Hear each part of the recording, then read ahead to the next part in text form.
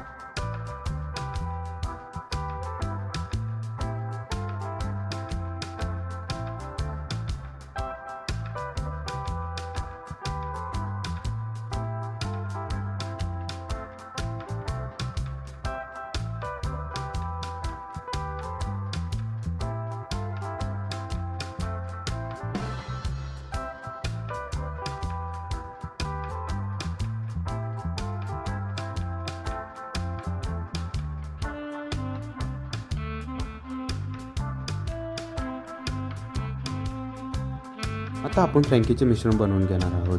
पॅनमध्ये तेल घालून गरम झाले की त्यामध्ये चॉप लसूण, चॉप मिरची, चॉप कांदा घालून परतून घेणार आहोत। त्यानंतर आपण मसाले घालणार आहोत, तसंच हळद, रेड चिली पावडर, गरम मसाला, किचन किंग मसाला, आमचूर पावडर, रेड चिली सॉस 2 चमचे, टोमॅटो सॉस 1 चमचा हे सर्व घालून आपण व्यवस्थित मिक्स करून घेणार आहोत। त्यानंतर आपण स्मॅश केलेले बटाटे घालणार आहोत आणि त्यानंतर ते व्यवस्थित मिक्स करून घेणार आहोत। मिश्रण हे थोडे थोडे कोरडे होईपर्यंत आपण परतून घेणार आहोत। त्यानंतर चवीनुसार मीठ घालणार आहोत आणि आपण भरपूर प्रमाणात कोथिंबीर घालणार आहोत आणि व्यवस्थित मिक्स करून घेणार आहोत।